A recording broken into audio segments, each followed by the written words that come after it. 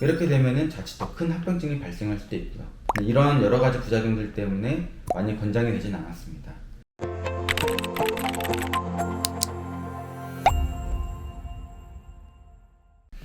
안녕하세요. 여러분의 눈 건강을 지켜주는 닥터의 TV 닥터 신입니다.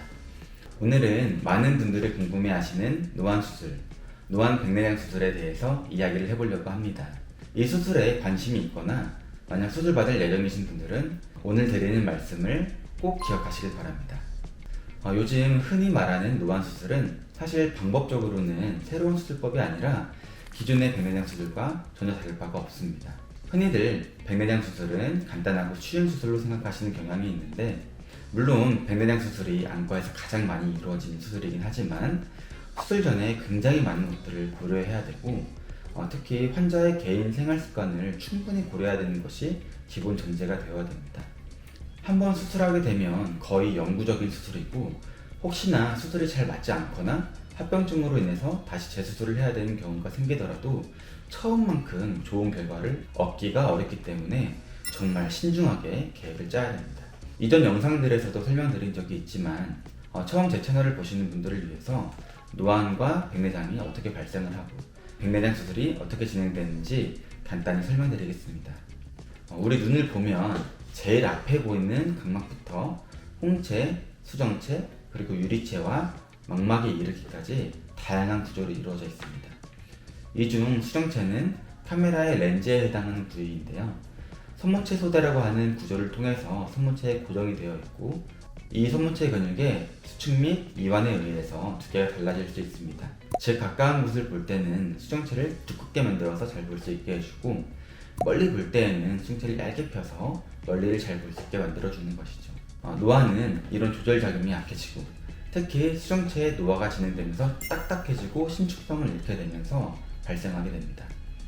그리고 수정체의 변성이 일어나면서 혼탁이 발생하게 되고, 안경을 껴도 시력이 교정되지 않는 현상을 경험하게 되는데요. 이런 수정체의 일련의 변화를 백내장이라고 하고, 백내장 수술은 이런 노화된 수정체를 제거하고 새로운 인공수정체를 넣어주는 수술을 의미합니다. 마치 관절이 상했을 때 기존 관절을 제거하고 인공 관절을 치환해서 넣어주는 것과 마찬가지죠. 이때 넣어주는 인공수정체의 종류가 특정 거리만 잘 보이게 해주는 단초점인지 여러 범위를 잘 보일 수 있게 해주는 다초점인지에 따라서 일반 백내장 수술과 노안 백내장 수술이 나뉘게 되는 것입니다. 3살 버릇이 여든 간다라는 말이 있습니다. 하물며 인생의 절반 가까이 이온 습관은 어떨까요? 제가 하고자 하는 말은 어렸을 때부터 멀리 볼 때 안경을 끼고 가까운 것을 볼 때는 주로 벗고 보던 분들도 있고, 반대로 노안이 시작되는 40대쯤부터 해서 가까운 것은 돋보기를 끼고 멀리는 안경을 안 끼고 지내시던 분들이 많이 계시는데, 이렇게 오랜 시간 형성된 생활 습관이 백내장 수술하고 나서 하루아침에 바뀌게 된다면 어떻게 될까요? 대부분 기존에 입고왔던 습관들로 인해서 매우 불편해하십니다. 근시가 있어서 가까운 것은 크게 불편한 것이 없었는데, 수술 후에 갑자기 근거리 시력이 약해지면서 요리나 핸드폰, 노트북이나 운전할 때 내비게이션을 보는 과정에서 큰 불편감을 느끼게 되는 것이죠. 반대로 멀리 잘 보는 사람이 갑자기 먼 곳을 볼 때 안경을 껴야만 잘 보인다라고 하면 안경 끼는 습관이 잘 안 들어있기 때문에 생활 자체가 어려워지게 되는 경우도 있게 되는 것이죠. 따라서 백내장 수술을 하기에 앞서서는 본인이 어떤 거리를 보는데 더 익숙하고 안경을 쓰는 습관이 어떻게 들어있는지 충분히 생각해 봐야 하고요. 담당 의사와도 물론 상의를 열심히 해야겠죠. 그래서 알맞은 수술 목표를 제대로 설정을 해야 됩니다.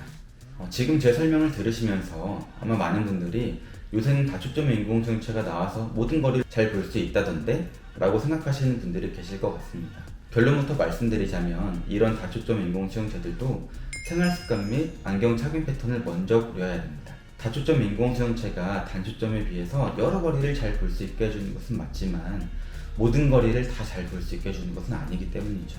그리고 반대로 단초점도 딱 한 가지 지점만 잘 보고 나머지는 하나도 안 보이는 이런 개념도 아닙니다. 다음 그림은 인공수정체를 통과한 빛의 에너지를 보여주는 도표인데요. 제일 위의 단초점부터 여러 종류의 다초점 인공수정체를 비교해 놨습니다. 모두 원거리를 잘 볼 수 있도록 세팅을 해 놓았고, 진하고 두꺼울수록 선명도가 높다고 생각하시면 되겠습니다. 먼저 단초점의 경우에 가장 진하고 붉은 빛을 보여주는데요. 무한대 거리부터 대략 2에서 2.5m 정도 사이까지 거리를 가장 잘 볼 수 있게 해줍니다. 하지만 중간 거리로 갈수록 망막이 초점을 맺고 있는 빛의 에너지가 급격하게 줄어들고 근거리에서는 정확하게 초점을 맺고 있는 빛의 에너지를 찾아보기 어렵습니다. 반면 다초점 및 연속초점의 인공소형체를 보게 되면 강도는 단초점에 비해서 조금 떨어지지만 중간거리 또는 근거리에서도 어느 정도 볼 수 있게 해줍니다. 실제로 보이는 정도를 시뮬레이션을 해보면은 먼 거리는 단초점이 가장 선명하고 나머지 종류의 인공소형체들의 경우에는 근거리에 포커스를 맞춰서 디자인될수록 원거리 선명도가 조금 떨어지는 것을 볼 수 있습니다. 사실 이 정도 수준의 차이는 일상생활에서 큰 차이를 줄 것 같지는 않습니다. 그래도 민감하신 분들의 경우, 특히 색과 관련된 일을 하시는 분들에게는 영향을 줄 수 있다는 점을 참고하시기 바랍니다. 중간거리와 근거리를 볼까요? 역시 단초점은 망막이 초점을 맺는 빛이 거의 없어지면서 급격히 흐려지는 것을 볼 수 있고요.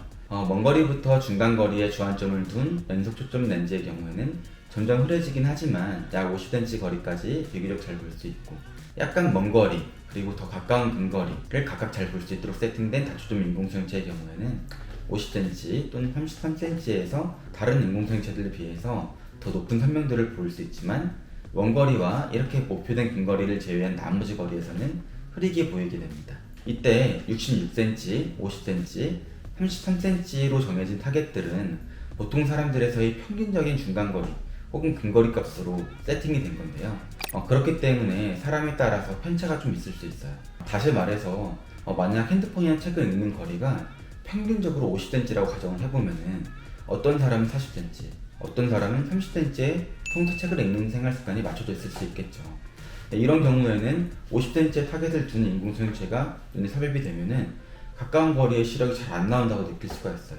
물론 이제 10에서 20cm 정도의 차이는 일상생활을 하면서 큰 불편감을 유발하지 않을 정도로 본인이 책을 놓는 위치를 이렇게 좀 가까이 놓거나 좀 멀리 놓으면서 조절 가능하지만, 이런 작은 변화도 생활 습관 자체가 수십 년에 걸쳐서 형성이 된 거기 때문에 주관적인 만족도에 좀 차이가 있을 수 있다는 거죠. 따라서 1차적으로는 이런 차이가 발생하지 않도록 수술 전에 타겟을 잘 맞추는 것이 중요하겠지만, 모든 라이프 스타일을 정확히 알 수 없기 때문에 수술 후에 약간의 생활 습관 변화가 발생할 수 있다는 점을 받아들이고 수술을 받으셔야 됩니다. 만약 본인이 색 변화에 굉장히 민감하고 미술이나 디자인 등의 시각 변화에 굉장히 예민해야 되는 직업을 가진 경우, 또는 이제 카메라 필름에 해당하는 망막에 여러 가지 질환이 있어가지고 높은 시각 자극이 사물을 보는데 더 유리한 경우 등에서는 단초점으로 수술을 하는 게 더 유리할 수도 있어요.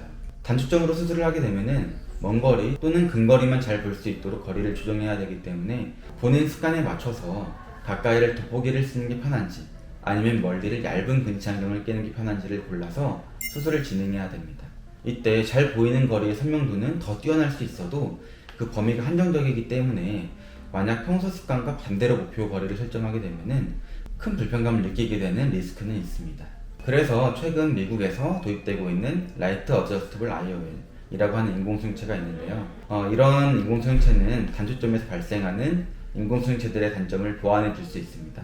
만약 원래 먼 거리는 안경을 안 끼고 가까운 것을 돋보기를 쓰는 정도의 수술 전 목표를 설정하고 들어간 사람이 수술 후에 가까운 거리에서 돋보기를 쓰는 게 너무 불편한 거예요. 차라리 근거리 위주의 타겟으로 바꾸고 싶은데 이런 경우에는 그동안에는 인공소형체 자체를 바꿔 끼는 것 이외에는 방법이 없었어요. 그렇게 되면은 수술이 반복되게 되고, 그러면 눈에 이제 데미지가 누적돼서 발생을 하겠죠. 이렇게 되면은 자칫 더 큰 합병증이 발생할 수도 있고요. 이런 여러 가지 부작용들 때문에 많이 권장이 되진 않았습니다. 하지만 이렇게 새롭게 개발된 인공소형체의 경우에는 자외선을 통해서 눈에 이미 들어가 있는 인공소형체의 모양을 변화시키기 때문에 환자가 추가 수술 없이 정확히 원하는 목표값에 더 쉽게 도달할 수 있습니다. 이런 수술 후의 조절이 가능하기 때문에 단초점을 원하시는 분들, 특히 라섹이나 라식 같은 굴절 수술을 하신 분들은 백내장 수술 후에 목표값을 정확히 맞추기가 어려운 경우가 많은데, 이런 분들에게 더 유리한 선택지가 될 수 있겠죠. 개인적으로는 나중에 다초점에도 이런 식으로 조절할 수 있는 렌즈가 나오면은 정말 좋을 것 같습니다. 수술 후에 이런 미세한 조절이 가능하게 되는 것은 관용성이 낮은 다초점 렌즈에 훨씬 더 큰 효과를 볼 수 있기 때문이죠. 관용성이 높다는 것은 100명의 사람들을 수술을 했을 때 거의 대부분의 사람들이 비슷한 결과를 내는 것을 말하고, 관용성이 낮다는 것은 사람마다 그 편차가 크다는 것을 말하는데요. 사람마다 기대하는 초점거리가 상이하고 원거리, 중간거리, 근거리에서 각각 보여지는 범위가 정해져 있는 다초점의 경우에는 너무 예민해가지고 이렇게 수술 후에 보정을 할 수 있다면 강력한 보완책이 될 수 있을 거라고 생각합니다. 이런 시각적인 설명도도 중요하지만 노안도 너무 불편해가지고 둘 다 포기할 수 없다 라고 하신 분들이 있겠죠. 이런 분들에게는 불자령 연속 초점 인공수정체가 타협점이 될 수 있을 것 같은데요. 대부분의 이런 렌즈의 경우에서는 중간거리에서 만족도가 높아요. 그렇지만 근거리에서는 약간의 돋보기를 쓰거나 생활습관의 교정이 좀 필요하고, 먼 거리를 볼 때도 단초점에 비해서 큰 차이는 없지만 약간의 대비감도가 약해질 수 있다는 점을 미리 인지해야 됩니다.